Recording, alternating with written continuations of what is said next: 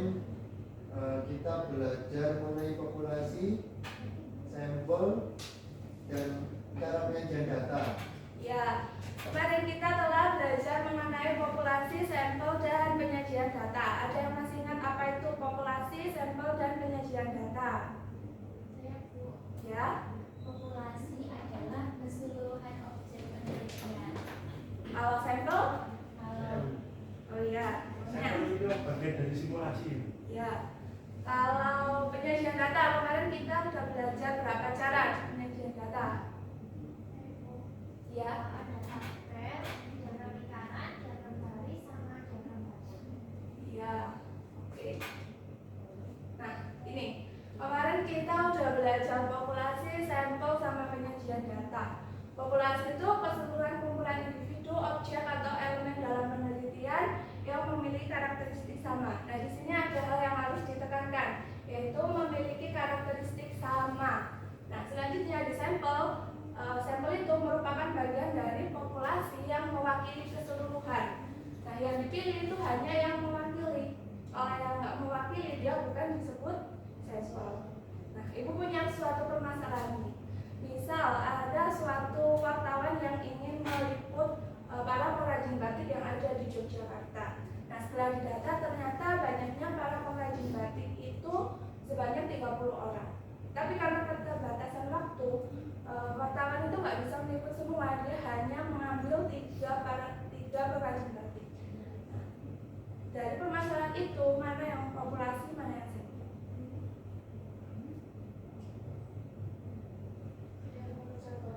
Ya.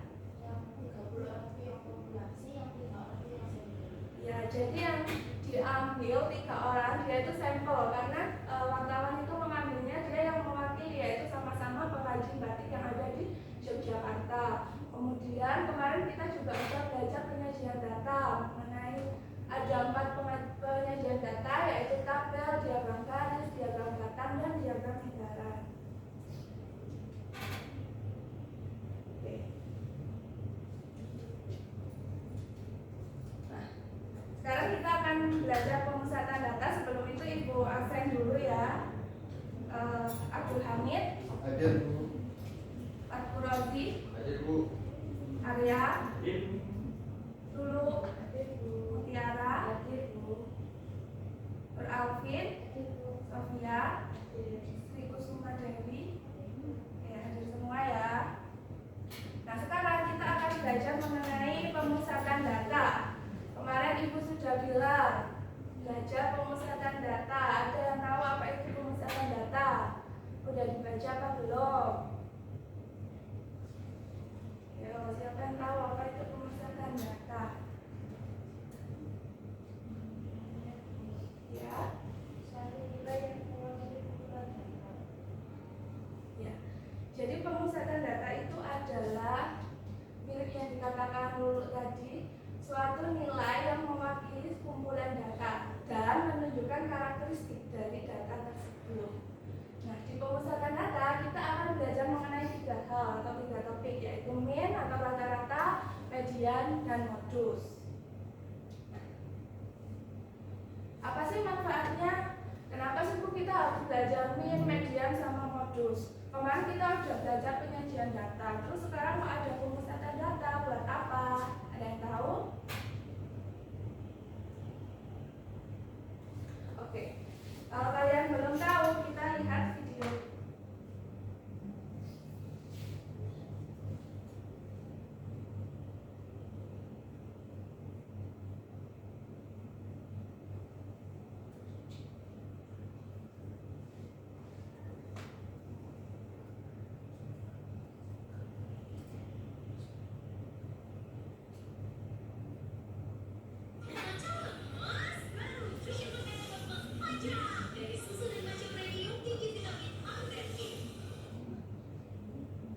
Hai Anak Tika, salam matematika.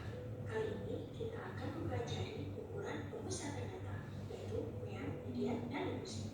Agar kita lebih semangat, yuk bersamaku, Indonesia, cari manfaat mempelajari ukuran pemusatan data di kehidupan sehari-hari. Just go.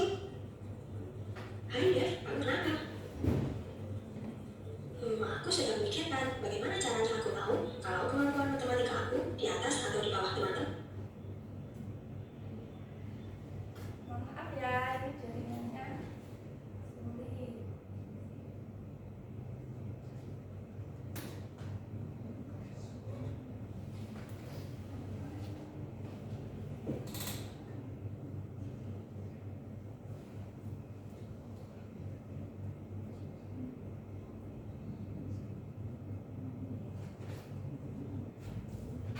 Teman ya, aku tahu caranya. Bagaimana caranya? Caranya bisa menggunakan mean, median, atau modus. Wah, itu kan materi yang akan kita pelajari, jadi tidak sabar ingin tahu caranya. Terima kasih infonya. Sama-sama deh. Yuk ikuti aku ke perjalanan selanjutnya. Hai, sepertinya kamu lagi bingung. Perlu bantuanku? Iya nih, aku mau beli tas, tapi aku bingung apakah mampu cukup ya untuk membelinya di mall. Aku tidak tahu lagi pastinya. Aku bisa membantu. Bagaimana caranya? Cari harga tas yang kamu maksud di internet. Pasti muncul banyak kan? Nah, carilah rata-rata harga tas itu menggunakan mean, median, atau modus. Wah, itu kan pelajaran yang akan kita pelajari. Aku jadi tidak sabar untuk mempelajarinya. Setelah mempelajarinya, pasti aku bisa memutuskan apakah aku jadi membeli tas itu atau tidak. Terima kasih ya infonya. Sama-sama nih. Yuk ikuti aku ke perjalanan selanjutnya. Hai Vi, sepertinya kamu lagi bingung. Ada masalah apa? Iya nih, gimana ya caranya kita mengetahui berapa warga yang terkonfirmasi COVID-19 di setiap desa secara umum di Kecamatan Terwaru? Aku bisa membantu. Bagaimana caranya? Dengan menggunakan mean, median, atau modus, kita bisa mencari rata-rata warga yang terkonfirmasi COVID-19. Wah, itu kan yang akan kita pelajari. Setelah aku mempelajarinya, pasti aku bisa mengetahui rata-rata warga yang terkonfirmasi. Terima kasih ya, Nika. Sama-sama, Vi. Ya, perjalanan kita sudah selesai nih. Tenang, masih banyak manfaat mempelajari pemusatan data lainnya yang dapat kamu cari sendiri. Oke, dari video tadi kalian bisa tahu apa salah satu atau salah dua manfaat dari belajar pemusatan data? Apa yang tadi? Tadi ada temennya yang pengen beli tas ya, terus dia bingung mau beli tas yang mana, terus dia cari rata-rata harga tas itu berapa, sehingga dia bisa menentukan dia harus memilih tas yang mana. Terus tadi juga ada data penyebaran COVID. Nah, di situ ditanya rata-rata data penyebaran COVID setiap tahunnya itu berapa. Nah, itu bisa kalian selesaikan dengan menggunakan konsep pemusatan data. Ada permasalahan lain nih. Ini juga salah satu contoh permasalahan yang bisa kalian selesaikan menggunakan konsep pemusatan data, di mana ada disajikan suatu data mengenai tinggi berbagai gunung di Indonesia. Misalnya kalian jadi tour guide, terus ada turis yang ingin tahu kira-kira berapa sih rata-rata ketinggian gunung di Indonesia. Terus mereka ingin cari tahu gunung yang paling pas untuk pendakian itu gunung yang tingginya seberapa. Terus dia juga ingin tahu banyaknya gunung yang berada di atas 3000 mdpl atau di bawah 3000 mdpl itu berapa. Nah, kalian sebagai tour guide bisa menjawabnya jika kalian tahu mengenai konsep pemusatan data. Oke, bisa dipahami? Nah, selanjutnya perhatikan permasalahan berikut. Di sini ada data mengenai lama batik terjual. Kira-kira adakah yang kalian pikirkan dari data tersebut? Bisakah kalian memunculkan pertanyaan dari data tersebut? Misal nih, kalian sebagai pengunjung ingin bertanya-tanya mengenai lama batik terjual di suatu pameran. Kira-kira kalian mau bertanya apa?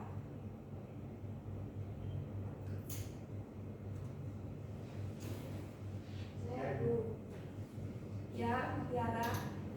berapa rata-rata lama batik terjual Bu oleh Panji? Ya, boleh. Satrio. Berapa lama batik terjual yang paling sering terjadi? Ya. Jadi kalian sebagai nanti pengrajinnya itu bisa pertanyaan dari pengunjungnya jika kalian belajar mengenai Pembicaraan data. Oke. Nah, untuk belajar mengenai itu, nah, ini tujuan kita hari ini. Kita akan belajar untuk menentukan dan menafsirkan rata-rata dari data untuk menyelesaikan masalah, menentukan dan menafsirkan median dari data untuk menyelesaikan masalah, dan menentukan dan menafsirkan modus dari data untuk menyelesaikan masalah. Nah, untuk mencapai tujuan pembelajaran hari ini, yang harus kita lakukan adalah yang pertama, membentuk kelompok asal, membentuk kelompok ahli, mengerjakan LKPD, sharing dan diskusi kelompok asal, dan presentasi kelompok asal. Bu, ini apa kok ada kelompok asal, kelompok ahli? Biasanya kita kan cuma membantu kelompok biasa ya. Jadi hari ini kita akan belajar menggunakan model pembelajaran kooperatif tipe Jigsaw. Jadi di model pembelajaran kali ini kalian akan mencari informasi sendiri. Ibu hanya berperan sebagai fasilitator yang akan mengarahkan hasil kerja kalian. Oke? Nah, untuk metode atau cara dari pembelajaran kooperatif bisa kalian simak di I video. knew I was underwater. I just didn't realize I was this underwater. Jigsaw. Today, you're going to work in a group to learn information from a lengthy text, even without reading the entire passage. To start, everyone in the class will be given the same text. Then, each member of the group will be assigned a small piece of the text. Once you know what part of the text you are responsible for, start reading. Work independently. Look for key points, new information, and answers to questions. After everyone in the class has finished reading, you're going to meet in an expert group. The expert group is everyone in the class who read the same part of the text. In the expert group, ask each other questions, share your thoughts on the reading, and then when you're done, return to your original group. In the group, it is your job to share the important points about what you have read. Then listen to the others in the group to learn what the rest of the text was about. As a group, make sure everyone knows everything about the text, because at the end of the activity, your teacher will assess your understanding of the entire text. Jigsaw. Oke, jadi dari video tersebut mengenai metode belajar hari ini kalian akan ibu bagi menjadi 3 kelompok yang The number beranggotakan sentence. Today, 3 you're going to orang create untuk number setiap sentence. kelompoknya. Nah, kelompok itu ibu namakan kelompok asal. Kemudian di setiap kelompok asal kalian akan memegang peran dan tanggung jawabnya masing-masing. Nah, di sini kita punya 3 topik, yaitu apa? Min, median, dan modus. Setiap orang akan memegang 1 topik. Jadi misal dalam satu kelompok ada Lulu, Mutiara, dan Alvin. Lulu memegang 1 topik yaitu min, Mutiara, median, dan Alvin modus. Nah, begitupun juga dengan kelompok lainnya.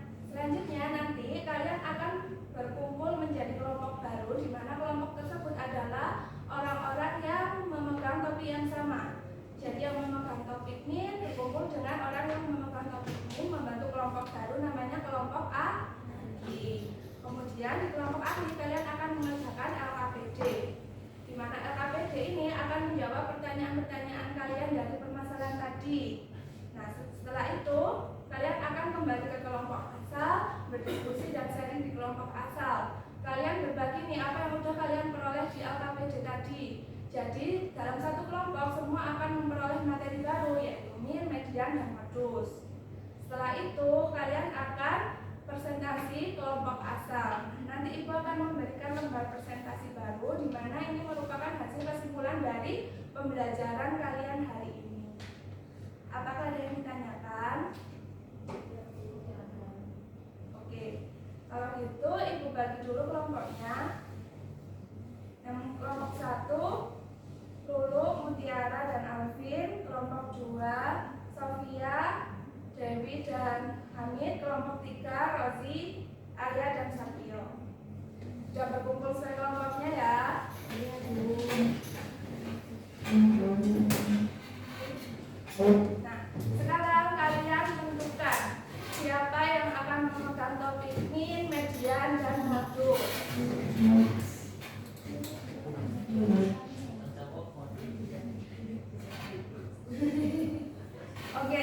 orang udah punya pembagiannya masing-masing? Udah pegang tanggung jawabnya masing-masing? Nah, sekarang kalian membentuk kelompok baru dengan topik yang sama. Kelompok min berkumpul dengan kelompok min. Ayo. Bagus.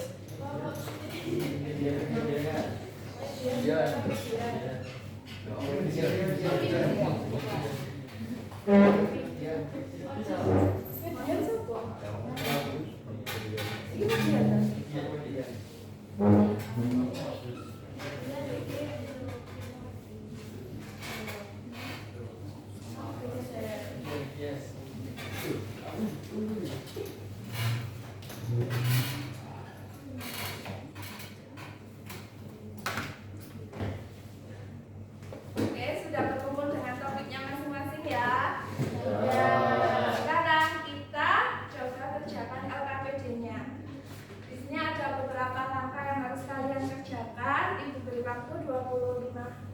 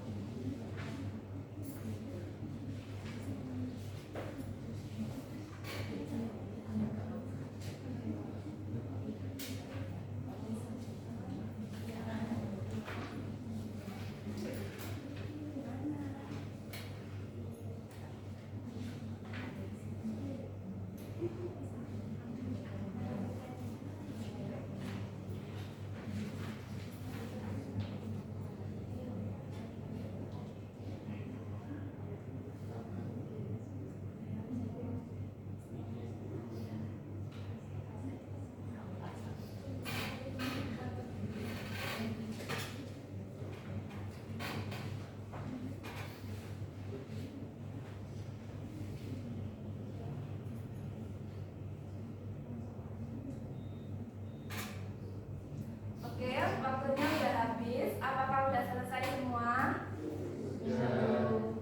Udah ya.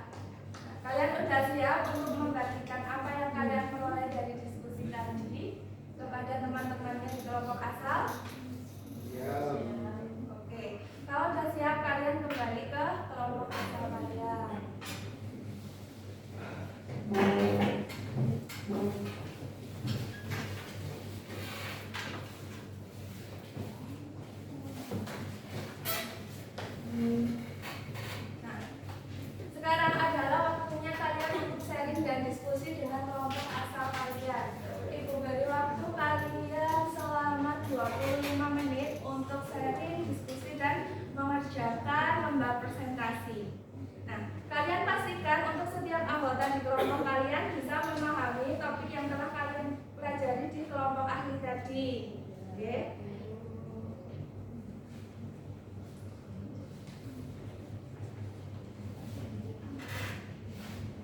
Beri waktu 25 menit. Kalau sudah, nanti bisa di-scan dan dikumpulkan di Google Drive. Linknya akan Ibu bagikan melalui grup WhatsApp ya.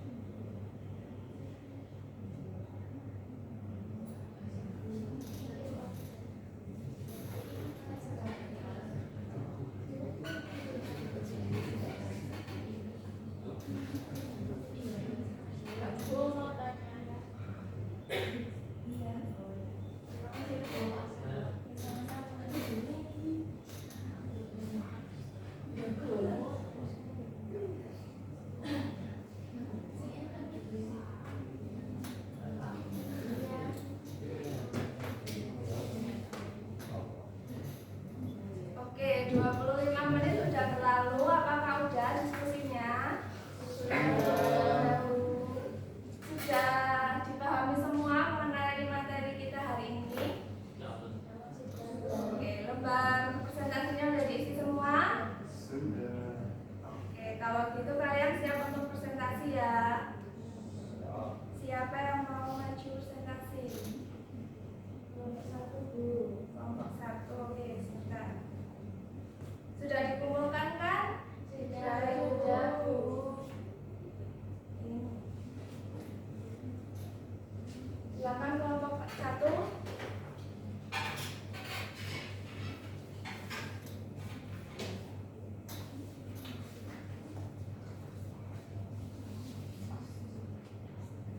Assalamualaikum warahmatullahi wabarakatuh. Waalaikumsalam warahmatullahi wabarakatuh. Kami dari kelompok 1, saya Lulu, Saya Alfi saya Mutiara.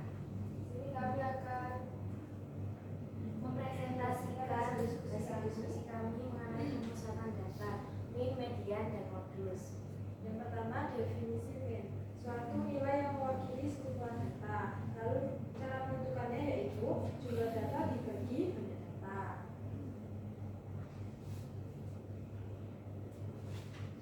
Yang kedua yaitu definisi median. Median yaitu nilai tengah suatu urutan data.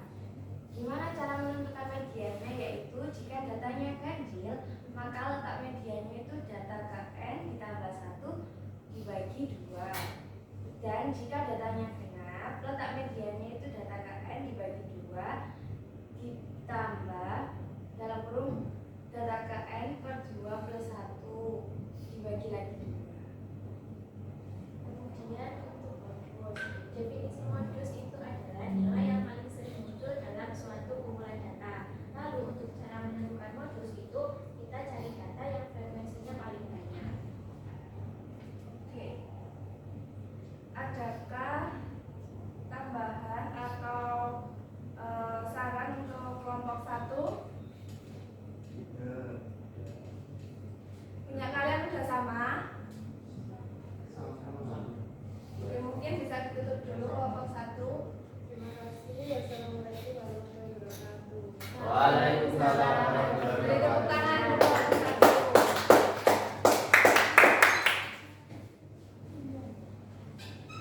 Oke, jadi hasil kerja dari kelompok 1 tadi benar, tapi ada hal yang harus diperhatikan ya. Nah, ini kita bahas satu persatu. Nah, min itu apa? Suatu bilangan yang mewakili sekumpulan data. Tadi kata kelompok 1, suatu nilai yang mewakili sekumpulan data ya, bisa nilai atau bilangan. Untuk cara menghitungnya yaitu jumlah seluruh data dibagi dengan banyaknya data. Kemudian ini ada contoh soal. Ada data yang jumlah yang isinya 2, 3, 4, 5, 6, 7, 7, dan 8. Untuk mencari rata-ratanya kita jumlahkan seluruh data itu dibagi dengan banyaknya data yaitu 10. Rata-ratanya ketemu berapa? 5,4. Nah, selanjutnya median. Median merupakan pemusatan data yang membagi suatu data menjadi setengah dari data terkecil dan terbesarnya atau nilai tengah dari suatu data. Untuk cara menentukannya kita lihat dulu nih, dia jumlahnya ganjil apa genap datanya. Kalau jumlahnya ganjil, letak media berada di data PN ditambah 1 dibagi 2. Kalau datanya genap, letak median berada di data PN dibagi 2 ditambah data PN dibagi 2 ditambah 1 dibagi 2 lagi. Nah, untuk contohnya ini, dengan data yang sama, karena itu jumlah datanya berapa? 10, berarti dia genap ya? Iya. Berarti kita cari data ke 10 dibagi 2, yaitu data ke 5 ditambah data ke 10 dibagi 2 ditambah 1, yaitu data ke 6. Data ke 5 dan data ke 6 adalah 5 dan 6, maka 5 ditambah 6 dibagi 2, sehingga ketemu mediannya 5,5. Nah, yang terakhir modus. Modus merupakan nilai yang frekuensinya paling banyak dalam sekumpulan data, atau kata kelompok 1 tadi nilai yang paling sering muncul. Nah, di data tersebut modusnya berapa? 7. Karena 7 di situ dia paling sering muncul, frekuensinya ada 3. Oke, dari sini aja yang ditanyakan mengenai nilai modus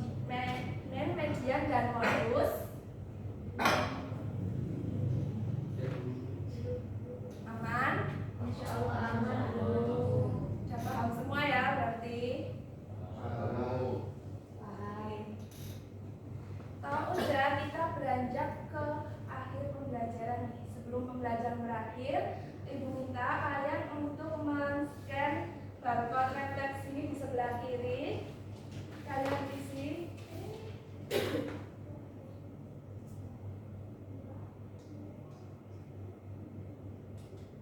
Nah, kalian isi refleksinya untuk agar Ibu tahu gimana sih pembelajaran hari ini, apakah bisa digunakan untuk pembelajaran selanjutnya atau tidak.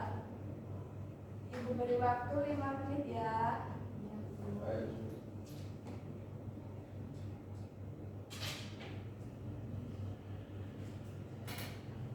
Oke, sudah? Kalau sudah, Ibu juga punya oleh-oleh nih buat kalian. Di barcode sebelah kanan bisa kalian scan. Di situ ada beberapa latihan yang akan memperkuat pemahaman kalian mengenai konsep pemusatan data. Kalian kerjakan, boleh di rumah, boleh di sekolah, tapi tidak sekarang ya. Ibu beri tenggat waktu 1 minggu dari sekarang. Bisa dikumpulkan di Google Classroom kalian dalam bentuk PDF. Siap, Bu? Sudah di-scan? Sudah. Oke. Kalau gitu sebelum menutup pembelajaran hari ini, Ibu mau menarik kesimpulan dulu. Siapa yang bisa menyimpulkan apa yang sudah kita peroleh di pembelajaran hari ini? Saya, Bu. Ya? Hari ini kita belajar tentang modus median pengamen. Iya. Serta cara menentukannya. Ya, hari ini kita sudah belajar 3 topik mengenai pemusatan data, yaitu min, median, dan modus. Nah, dari pembelajaran kali ini kalian sudah aktif, banyak tanya, dan juga menyelesaikan AKPD dan lembar presentasinya dengan baik. Nah, untuk pembelajaran selanjutnya kita akan belajar mengenai penyebaran data. Nah, jadi di statistika itu ada 2 pengukuran data. Yang pertama ukuran pemusatan data yang kita pelajari hari ini.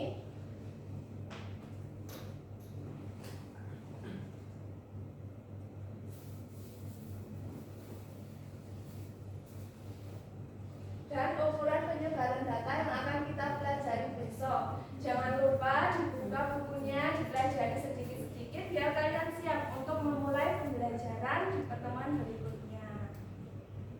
Oke? Baik, Bu.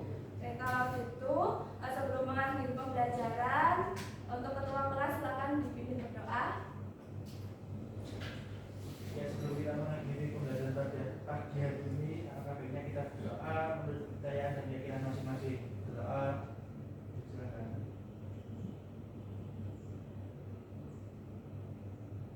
Berdoa dicukupkan. Oke, Ibu minta maaf ya kalau ada salah kata atau perbuatan hari ini. Mungkin sekian yang bisa Ibu sampaikan. Ibu akhiri. Sampai bertemu di pertemuan berikutnya. Wassalamualaikum warahmatullahi wabarakatuh.